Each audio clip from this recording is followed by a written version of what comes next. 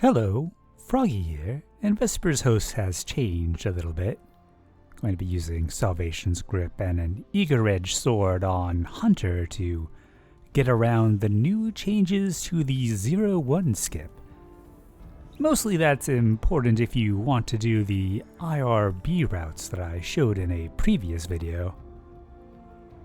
This method is not particularly fast, but if you're doing the IRBs, that was probably not your concern to begin with.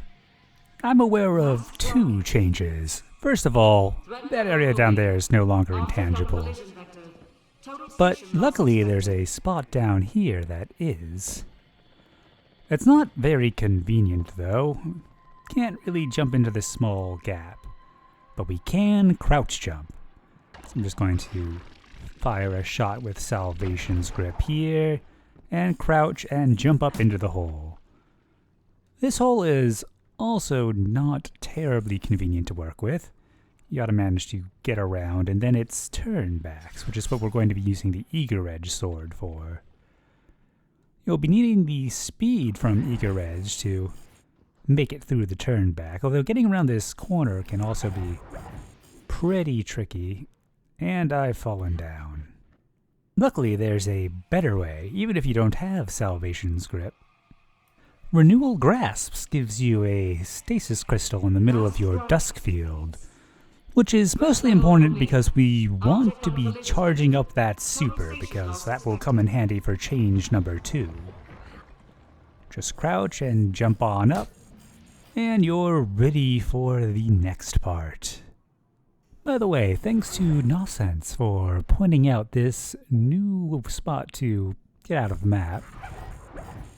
I do find it a bit annoying here. I find you have best luck just eager edging into it and then running for a bit and getting off another eager swing if you can. But if you stick left, you should be able to find this pocket of no turnbacks.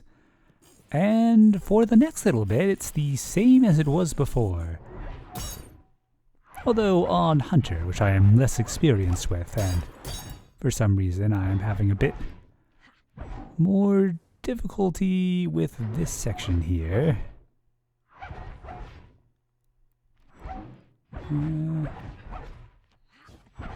Oh, there we go. Not sure what was up with that.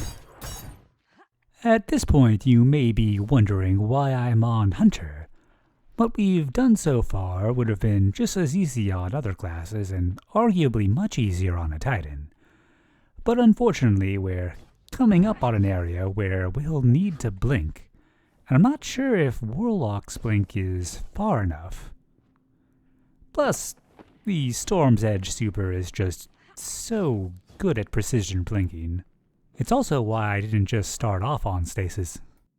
The second change I mentioned earlier is a new death barrier up here. It blocks pretty much all of out of map, so we're going to need some assistance. Threat level Epsilon. Vesper Station 2 Europa surface. We need assistance. Lives are in danger. Broadcast repeats. If you go too far ahead of this structure, you'll run into the death barrier. So you're going to have to wait for your super to charge. Luckily, this blink is not terribly precise. Just kind of throw it forwards and you should be fine. And we're back on the regular route. Although there was a thing I was unaware of that I will show you a bit further on. I'm a little perplexed about why Bungie would choose to patch that hole in that way, given that the 0-1 skip doesn't actually accomplish anything.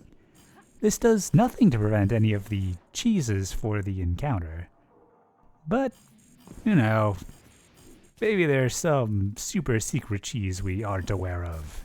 Hopefully for their next attempt, they'll just make it so you have to dump the 3 bombs in the right spots. Anyways, you can see we skipped that, oh. I've never actually noticed that. That's rather pretty. Just going to take a moment to appreciate that. But yeah, we didn't hit the checkpoint, so the autorez is still available. we can go back in map here and grab a flag. And... oh, yeah, it's been a little bit since I've done this part. Almost forgot where to find this hole.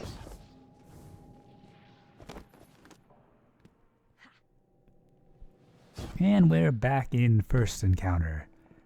Can't start it, of course, because it's sequence broken. That reboot does nothing.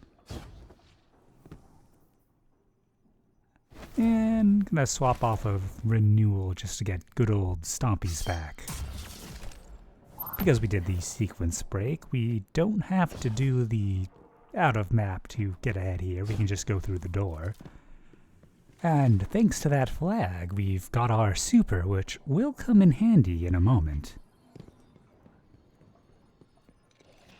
So before, I did not know how to skip the first 3 bombs. But Adelaide came across a video somewhere that showed an intangible section of ceiling that, well, I guess wall that gets us past it. And Prismatic Hunter is nice. You just kind of randomly turn invisible. We don't have to dunk any of these bombs. You just have to make your way to this section here. And near the ceiling, there's a bit of, just gotta chase these guys off. A little bit of, intangible paneling. Kind of see that the bullets go through in a narrow section. And you can use Storm's Edge to go right through that.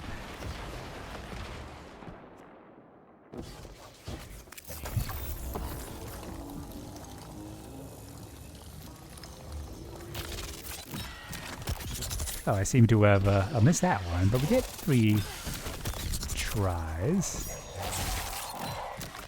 Alright, so maybe it's not quite as easy as I thought. I had done that on my first attempt the previous time.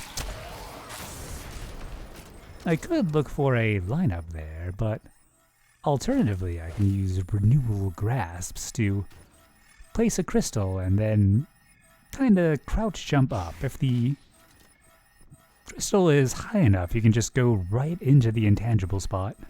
And even if you miss, the recharge on grenade is a lot less than the recharge on supers.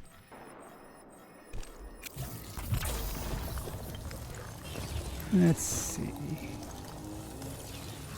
Oh yeah, I could just kind of walk up the slanted part of that. And we're out. No bombs needed. The shield wall is still there, but you can just walk right past it.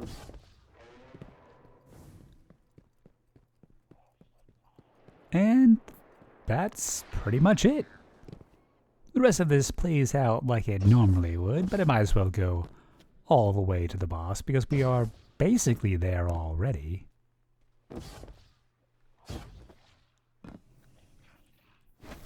Get my Stompies back on because just a bit more comfortable with them.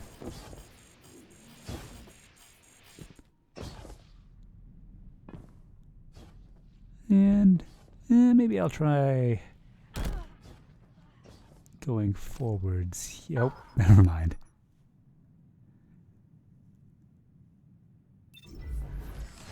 Oh, we got the default. I kind of thought I set a spawn there. Oh well. Let's go ahead and do the fall back. Since we came from the first zone, our fallback will be right about where the boss encounter happens for final.